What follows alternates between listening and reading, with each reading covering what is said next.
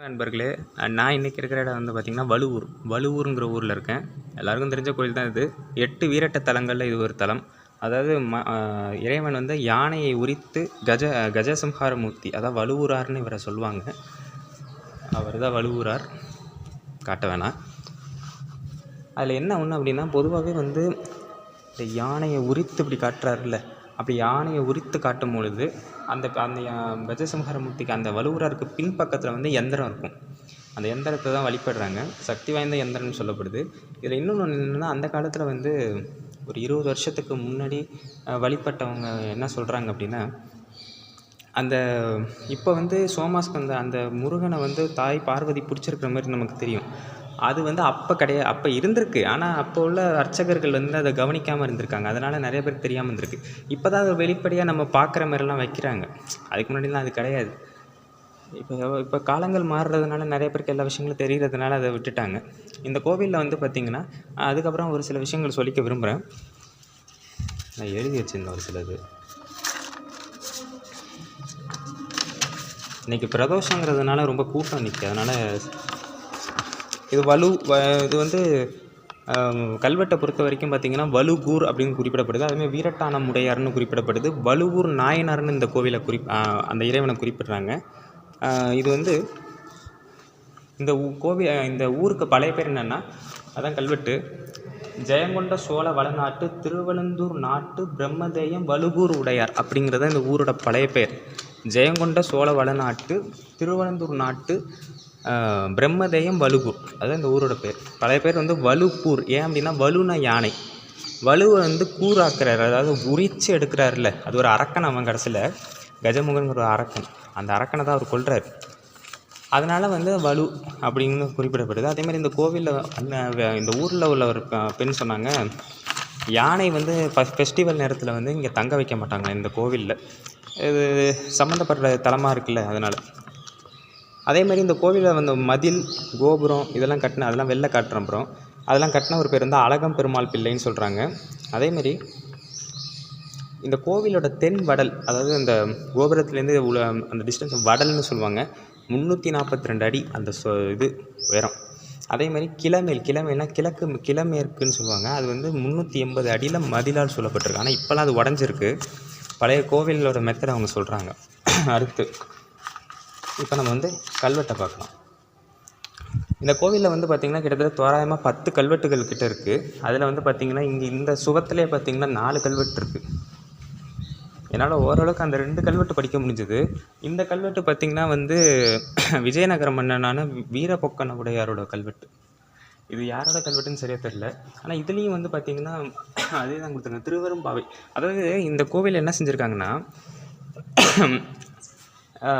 அது என்னது, திருவெம்பாவை ஓதுறதுக்கும் மற்ற இதெல்லாம் ஓதுறதுக்கும் அந்த காலத்தில் வந்து மன்னர்கள் வந்து பணம் கொடுத்துருக்காங்க. அது கொண்டு நிலங்கள் கொடுத்துருக்காங்க. அதுதான் அந்த 2 கல்வெட்டு நமக்கு குறிக்குது. இதில் வந்து பார்த்திங்கன்னா இந்த இடத்துல கொடுத்துருக்காங்க பாருங்கள், அங்கே பாருங்கள், திருவீரட்டான முடையார். இதுதான் இந்த கோவில் இறைவன் பேர். பாருங்கள், திரு வீரட்டான முடையார் கோயிலிலே அப்படி கொடுத்து திருநறைன்னு கொடுத்து அதுக்கு பிறகு என்ன கொடுத்துருக்காங்கன்னு தெரியல. இந்த மாதிரி அந்த ஒரு சில வரிகள் மட்டும்தான் நமக்கு ஒழுங்காக தெரியுது, அதுக்கு மேலே நமக்கு தெரியல. ஆனால் இது வந்து 2ஆம் ராஜராஜனுடைய கல்வெட்டுங்க. மேலே அதுக்கேற்ற மாதிரி கொடுத்துருக்காங்க, 2ஆம் ராஜராஜனுடைய கல்வெட்டு. சரி, இப்போ நம்ம வீரபொக்கன உடையார் கல்வெட்டுக்கு போவோம். இதுதான் வீரபொக்கன உடையாரோட கல்வெட்டு. வீரபொக்கன உடையார் இவர் வந்து விஜயநகரத்து மன்னன். இந்த விஜயநகரத்து மன்னன் என்ன செஞ்சுருக்காருன்னா, அதாவது வந்து அந்த காலத்தில் வஜம் அப்படின்னு சொல்லுவாங்க. இது தெளிவாக இன்னும் படித்து முடிக்கல, அதே தான் கொடுத்துருக்காங்க. இங்கே பாருங்களேன், அம்புவத கையில் வஜத்து அப்படின்னு ஒரு வார்த்தை இருக்குது. ஸோ ரொம்ப தெளிவாக அதை படிக்க முடியல, இது தனிப்பட்ட முறையில் ஏதாவது பார்த்தா தான். சரி, அந்த 2 கல்வெட்டையும் சொல்கிறேன். இப்போ வாங்க, இந்த கல்வெட்டு பார்த்திங்கன்னா வந்து இதுவும் 2ஆம் ராஜராஜனும் கல்வெட்டு தான். இதில் என்ன சொல்கிறாங்க அப்படின்னா, இந்த கோவில் இறைவனுக்கு யார் நிலதானம் கொடுக்குறாங்க அப்படின்னா, எதிரிலி சோழ மங்கலத்து மதுராந்தக ராஜராஜ பெருவிலை கொண்ட நிலமாம். இந்த எதிரிலி சோழமங்கலத்து மதுராந்தக ராஜராஜன் அப்படிங்கிற இடம் எங்கே இருக்குன்னு எனக்கு சரியாக தெரில. அந்த இடத்துல உள்ள விலை கொண்ட நிலமாவது திருக்கொல்லை. அந்த காலத்துலலாம் கொல்லப்புறங்கிறத கூட வந்து திருக்கொல்லை தான். ஏன்னா கடவுளுக்கு தானே, இறைவனுக்கு தானே கொடுக்குறாங்க. அதனால திருங்கிற வார்த்தையை அதில் பயன்படுத்துகிறாங்க. இப்போ நம்ம என்ன சொல்லுவோம், கொல்லப்பக்கம்னு சொல்லுவோம், கொல்லப்புறம்னு சொல்லுவோம். அது கோவிலுக்கு நிலம் தானமாக கொடுக்கும்போது திருக்கொல்லை உடை உட்பட நிலம்னு ஒரு வார்த்தை வருது. திருக்கொல்லை உட்பட நிலம் அப்படி சொல்லி அதுக்கப்புறம் வந்து பார்த்திங்கன்னா இப்போ இன்னும் 2-3 நாள் இருக்குது. அதில் வந்து 5 காசுக்கு இல்லை 5 இல்லை, மன்னிக்கணும். இங்கே ரூ போட்டு பக்கத்தில் ஏ போட்டு அதன் பிறகு வந்து கே போட்டிருக்கு. ரூ ஏ கே அப்படின்னா 51 காசுன்னு அர்த்தம். 51 காசுக்கு திருத்தொண்டுடைய நிலத்திரை மிகுதியிலே விலைக்கு, மிகுதியிலேனா அதிக விலைக்கு செய்யவத்திரத்து திருக்காணி கொண்ட 10 திருவட்டானம் அப்படி சமாளிக்க முடியும், திருவிரட்டானம் அப்படின்னு சொல்லிட்டு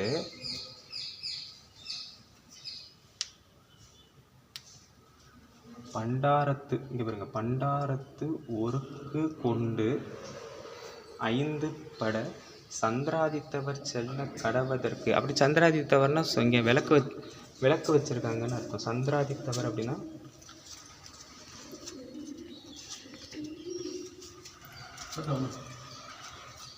இங்கே பார்த்தீங்கன்னா சந்திராதித்தவர்னு வச்சிருக்கு. உங்களது சந்திராதித்தவர் அப்படிங்கிறது என்னென்னா சூரியன் சந்திரன் இருக்கும் வரைன்னு அர்த்தம். அதாவது வந்து பார்த்திங்கன்னா விளக்கு வைக்கும் பொழுது இந்த சொல் வந்து பயன்பாட்டில் இருக்கும். இந்த கோவிலுக்கு வந்து அந்த நாள் வந்து விளக்கம் வைத்திருக்கிறார் அப்படிங்கிறது மாதிரி சொல்கிறாங்க. அப்புறம் சொல்லிட்டு சந்திராதித்தவர் செல்ல திருக்கடவுள்னு சொல்லிட்டு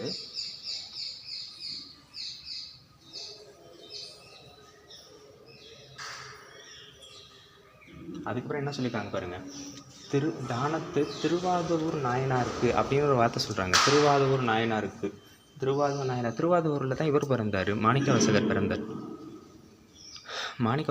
அவர் திருவாசகம் கொடுத்தவர். அதனால் இந்த கோவிலை பொறுத்த வரைக்கும் என்ன விஷயம் அப்படின்னா 3 விஷயம் வந்து இந்த கோவில் கல்வெட்டுகளை திரும்ப வருது. ஒன்று திருவாசகம், திருவம்பாவை. இந்த 2ம் பாடுறதுக்கு அந்த காலத்தில் காசு கொடுத்துருக்காங்க. அதில் இந்த திருவாதூர் நாயனாருக்கு அப்படின்னு சொல்லும் பொழுது இது திருவாசகத்தை குறிக்குது. அது மாதிரி வார்த்தை சொற்றோட எனக்கு கண்ணில் படலை, ஒருவேளை இருக்கலாம், இதெல்லாம் மறைஞ்சிருக்கு, அதெல்லாம் ஒழுங்காக தெரியல. அப்படி கொடுத்ததுக்கு காசு கொடுத்துருக்காங்க அப்படிங்கிறது இதெல்லாம் தெளிவாக தெரியுது. அதுக்கு முன்னாடி இந்த ஊர் இதில் இன்னொரு பெரிய சிறப்பு என்ன அப்படின்னா, அந்த கல்வெட்டில் இந்த ஊரை வேறு மாதிரி சொல்கிறாங்க, இதில் வேறு மாதிரி சொல்கிறாங்க. இல்லை பாருங்களேன், இந்த ஊர் இன்னொருத்தரும் இந்த கோவிலுக்கு கல்வெட்டு அந்த இது கொடுத்துருக்காரு. அவருடைய நிலம், அவருடைய நிலத்தை தான் தானமாக கொடுக்குறாரு, இன்னொருத்தருக்கு விற்கிறார். அவர் எந்த நாட்டை சேர்ந்தவர் அப்படின்னா ஸ்ரீ வீரராஜ தேவருக்கு யாண்டார், வீரராஜேந்திரன் நினைக்கிறேன். ஸ்ரீ வீரராஜேந்திர தேவருக்கு யாண்டு குலத்துங்க சோழ வளநாட்டு வெள்ளா நாட்டு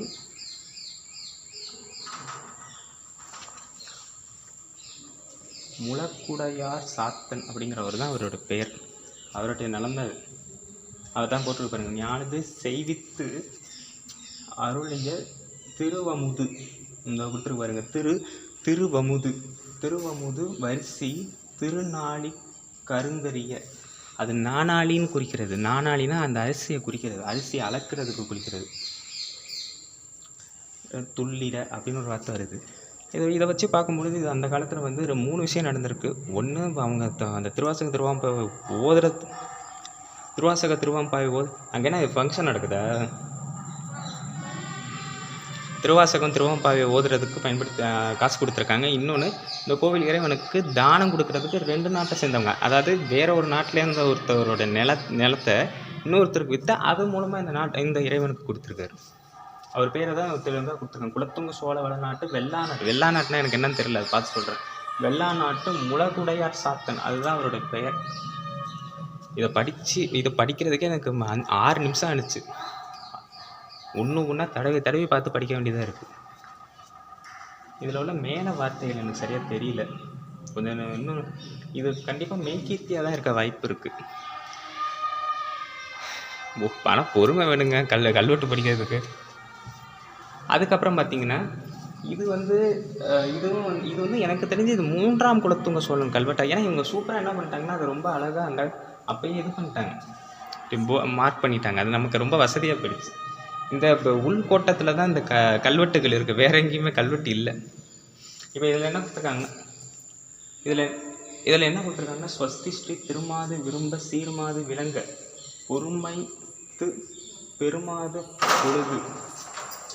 அநேகமாக இது வந்து பார்த்திங்கன்னா வந்து மெய்கீர்த்தி சம்மந்தப்பட்டதாக இருக்கும். அதை வைத்து பார்க்கும்போது இது 3ஆம் குலத்துங்கனோட மெய்கீர்த்தி தான் நான் நினைக்கிறேன். எனக்கு சரியாக தெரியல. இட்டு காட்டத்துக்கு லக்கன் அதுதான் இது மெய்கீர்த்தி சம்மந்தப்பட்டது. அதுலேயும் பார்த்திங்கன்னா வந்து இதுக்கு தலையில் தமைப்ப ஒரு திருமணம் அப்படின்னு ஒரு வார்த்தை இருக்குது. இதில் என்ன கொடுத்துருக்குன்னே தெரியல, லைட்டை போட்டால் தான் என்னவா. இது எத்தனாவது வருஷ கதை, இது வந்து அவருடைய காலத்து கல்வெட்டு மாதிரி தான் எனக்கு தெரியுது. குலத்துங்கன்னு ஏதாவது ஒரு வார்த்தை இருந்ததுன்னா அவர் தான். சரி, இது எத்தனாவது வருட கல்வெட்டு அப்படின்னுங்கிறது அவருடைய ஆட்சி ஆண்டில். இது வந்து பார்த்திங்கன்னா 14வது யாண்டுன்னு கொடுத்துருக்காங்க. 14வது இது யாண்டு ஜெயங்கொண்ட சோழ வடநாட்டு திருவழுந்தூர் நாட்டு பிரம்மதயம் வலுகூர் உடையார் வலுகூர் திருவிருட்டா அப்படி கொடுக்கல, திருவழுகூர் நாயனார் கோயில். அதில் வலுகூர்னு சொல்கிறாங்க, இதில் வலுகூர் நாயனார் கோயிலே எழுந்தருளுவித்து பூஜை கொண்டருளிய திருவாதவூர் சொல்லிட்டு மதுரையில் இது ஓணம்னு நினைக்கிறேன், ஓண பண்டிகையை குறிக்கிறது, திருவோணம் அதை குறிக்கிறது போல் சொல்லிட்டு திருக்கமல இதுக்கப்புறம் என்னன்னு சரியாக தெரியல எனக்கு. இதில் என்னன்னு சொல்கிறாங்கன்னா அது யாரோ ஒருத்தவங்க பேரை குறிக்குதுன்னு நினைக்கிறேன், அது தெளிவாக தெரியல. திரு மேற்குவர் அப்படின்னு ஒரு வார்த்தை இருக்குது. அதுக்கப்புறம் பார்த்திங்கன்னா திரு மேற்குவர்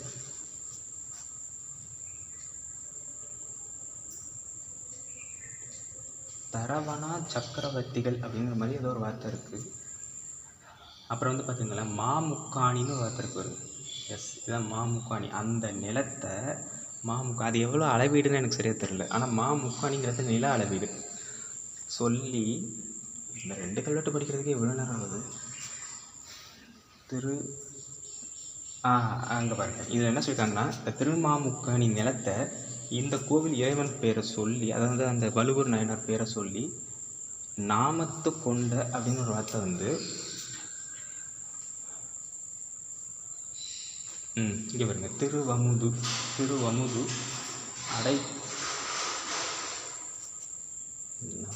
திருவமுது அடைத்து ஸ்ரீ அதுக்கப்புறம் என்ன வார்த்தைகள் கொடுத்துருக்குன்னு எனக்கு சரியாக தெரியல.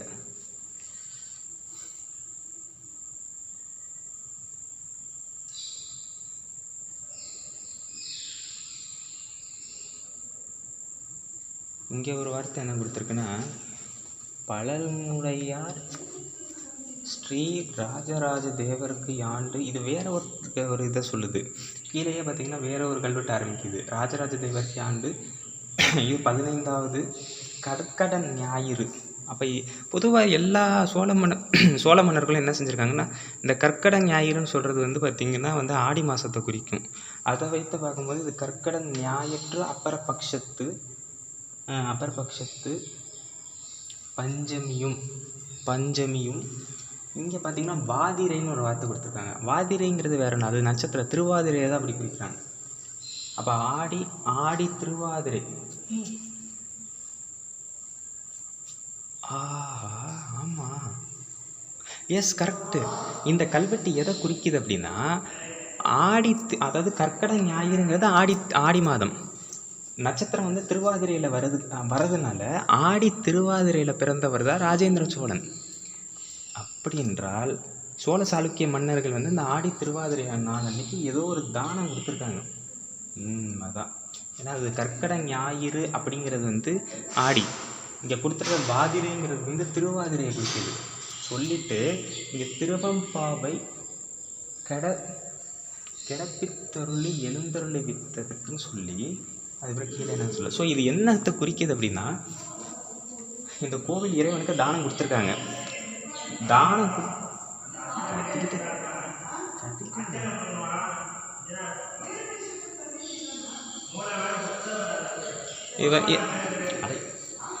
இதில் என்ன ஒன்றுன்னா, இந்த கல்வெட்டு வந்து தெளிவாக சொல்கிறது ஒரே விஷயந்தாங்க. இது வந்து மூன்றாம் குலோத்துங்க சோழன் காலத்தில் இயற்றப்பட்ட கல்வெட்டு தான் எனக்கு தோணுது.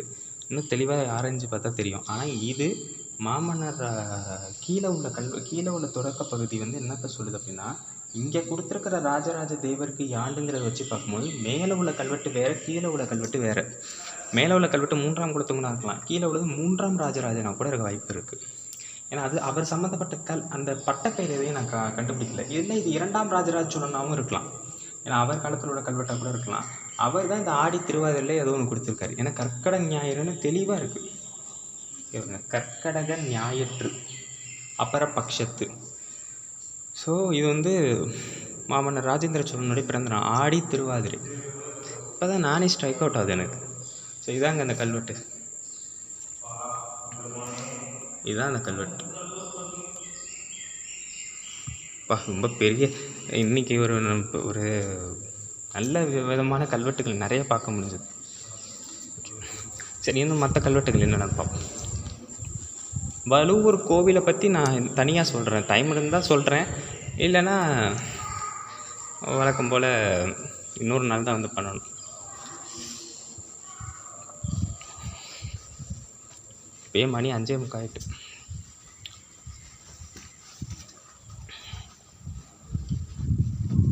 கோவில் வாங்க, வலுவூர் கோவில் மயிலாடுதுறையிலேருந்து திருவாரூர் போகிற வழியில் இருக்குது வலுவூர். வாங்க, நிறையா விஷயங்கள் இருக்குது இந்த கோவிலில். இங்கே ஒரு 3-4 கல்வெட்டு இருக்குது, வாங்க. இது வந்து பார்த்திங்கன்னா ஸ்வஸ்தி ஸ்ரீ பன்மருக்கு இது பாருங்க, ஸ்வஸ்தி ஸ்ரீ பன்மர் திருபுவன சக்கரவர்த்திகள் ஸ்ரீ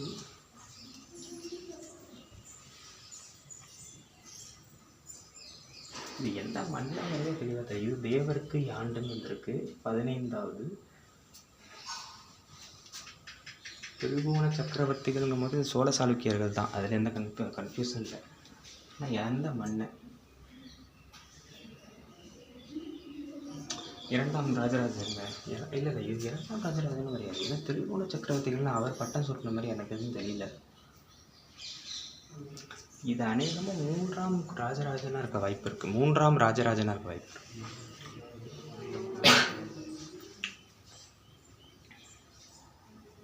இவர் தான் மதுராந்தக வளநாட்டு அப்படின்னு கொடுத்துருக்கு.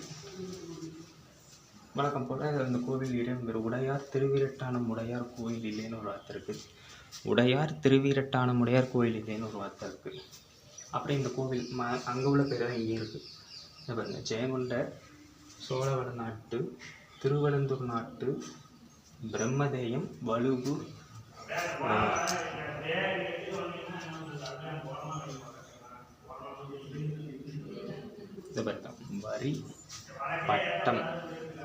வரிப்பட்டம் அப்படிங்கிற வார்த்தை இருக்கு.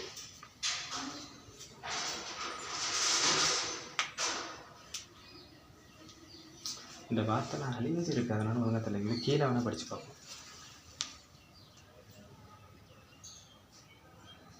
பாருங்க, இதில் வந்து ஏதோ ஒரு நிலதானம் கொடுக்கப்பட்டிருக்கு. அந்த நிலதானம் கொடுக்கப்பட்டு என்ன சொல்லியிருக்காங்க பாருங்க, பும்சை நிலத்து வடக்கு மேல்பார்க்கெல்லை அப்படின்னு ஒரு வார்த்தை கொடுத்துருக்காங்க. வடக்கு மேல்பார்க்கெல்லை நிலத்துக்கு தெற்கு.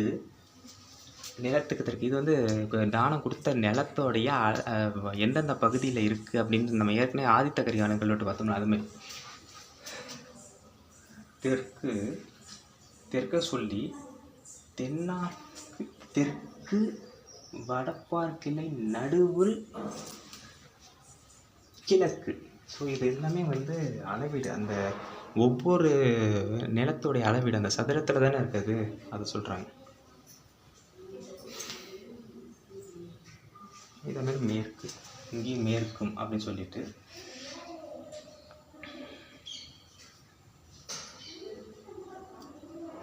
மீதி இருபது எனக்கு சரியாக தெரியல. சரி, அடுத்தது பார்ப்போம்.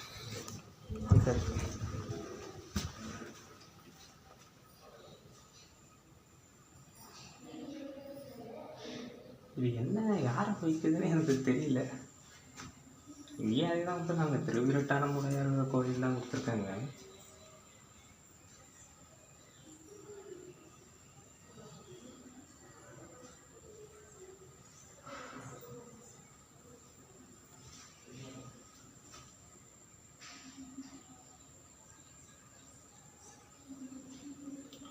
தீங்கனது திருமலையும் வாசலும் கட்டை திருவாசல் அப்படின்னு வார்த்தை இருக்குங்க. இங்கே பாருங்களேன், இங்கே இந்த வார்த்தையை நல்லா கவனிங்க. கட்டை திருவாசல் உக்கடைன்னு ஒரு வார்த்தை இருக்கு. உக்கடை அப்படின்னு கொடுத்து வடித்து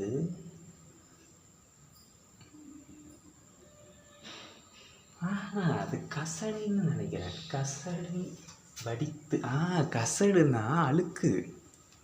இப்போதான் புரியுது. என்னன்னா ஏதோ ஒரு இந்த வாசல் மாதிரி ஏதோ ஒன்று அமைத்து அதுலேருந்து அந்த அழுக்கு தண்ணீரோ இதையே வெளியேற்றுற பணி போலது. S, correct. நல்லா படித்தோன்னா தெரியும். திருமலையும் திருவாசலும் கட்டை திருவாசலும் ஒரு உள்ள அந்த வாசல் வந்து குள்ளமாக இருந்திருக்கும் போல, என்னங்க இல்லை சொல்லிட்டு கசடை, நான் கூட அந்த உக்கசடைன்னு நினச்சிட்டேன். கசடை வடித்து உக்கம் ஆக சமைப்பித்து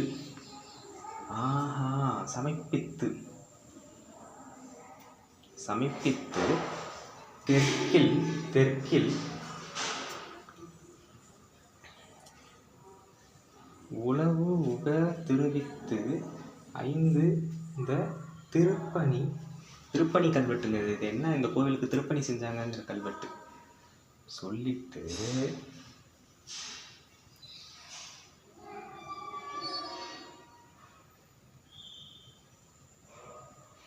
அதுக்கப்புறம் என்ன சொல்லிட்டாங்க பாருங்க. தருள மவு வரு வேடிக்கு தான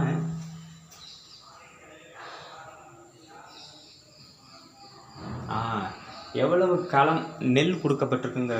இது கொடுத்துருக்காங்க 120 கள நெல் தருவித்து தவுள்ள படவுளர்க்கு உள்ள. அதுக்கப்புறம் இல்லை. சரி, யாரோட கல்வெட்டுங்கிறத கவனிக்கணும்.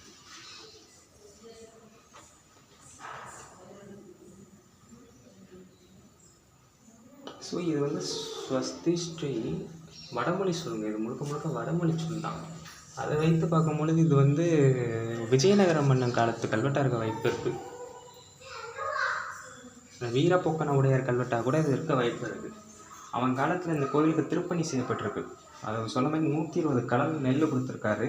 அதே மாதிரி பார்த்தீங்கன்னா வந்து அந்த கசடெல்லாம் எடுத்து ஏதோ அந்த இது சொல்லுவாங்கள்ல, அதான் கசடை வடித்துன்னு பார்த்தா அது சூப்பர். இந்த வார்த்தையை தெரிஞ்சது இது என்ன தெரிஞ்சதுன்னா எனக்கு இது இப்போ மொத்த இதையும் சொல்லிடுவேன். நான் பாதியாக தான் சொல்லியிருக்கேன்.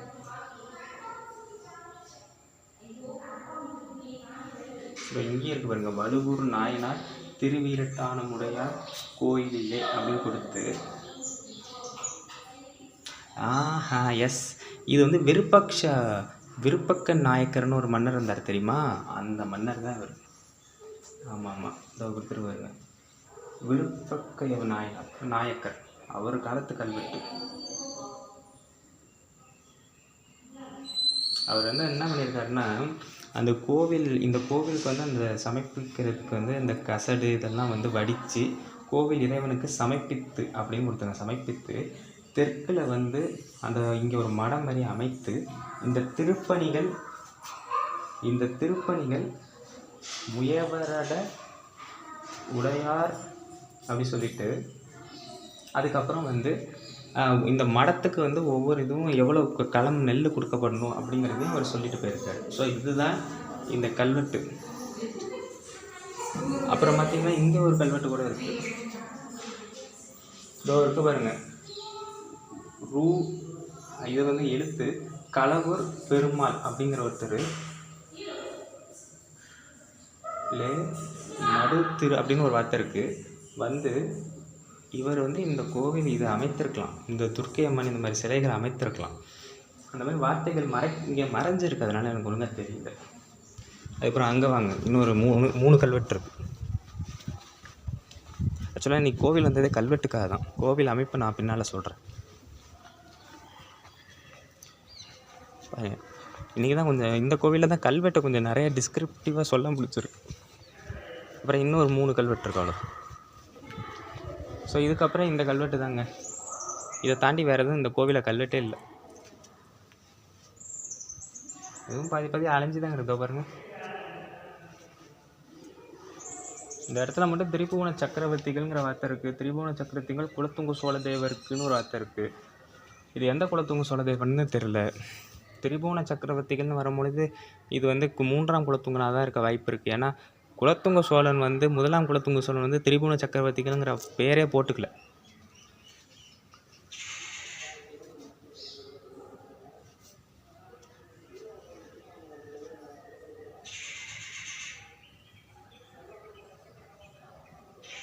ஆமாங்க, இது 3ஆம் குலத்துங்கம் தான். ஏன் இப்படி சொல்கிறேன்னா, இந்த அங்கே நம்ம பார்த்தோம்ல அந்த சீர்மாது பூமாது விலங்கு அந்த கல்வெட்டு பார்த்தோம்ல, அதே தான் இங்கேயும் மேலே கொடுத்துருக்கு. இது அதே தான் மேலேயும் கொடுத்துருக்காங்க. கொடுத்துட்டு அதுக்கப்புறம் அவர் என்ன செஞ்சார் ஏது செஞ்சாருங்கிறது தெளிவாக வந்திருக்கு. அதுக்கப்புறம் இந்த கோவிலில் ஒன்றும் கல்வெட்டு இருக்கிற மாதிரி எனக்கு ஒன்றும் தெரியல. மேக்ஸிமம் 1 2 அங்கே ஒரு 3 4 5 6 7 8 9 ஆமாம் 10 கல்வெட்டு இந்த இதையே சுற்றி வந்துடுது. வேறு ஒன்றும் பெருசாக கல்வெட்டு இல்லைங்க. இந்த கோவிலில் கல்வெட்டுகள் அவ்வளோதான். இது வரைக்கும் 10 கல்வெட்டு சொல்லியிருக்கேன். அதுக்கப்புறம் வெளியில் 2-3 கல்வெட்டு இருந்த மாதிரி எனக்கு தெரிஞ்சுது. ஆனால் அது இருக்கா இல்லையான்னு எனக்கு சரியாக தெரியல. இது அவ்வளோதாங்க, கல்வெட்டுகள் இங்கே அவ்வளோதான், முடிஞ்சிருச்சு. ஸோ இது 1 மற்றும் 2 3 எந்த பகுதியாக வேணால் இருக்கட்டும்,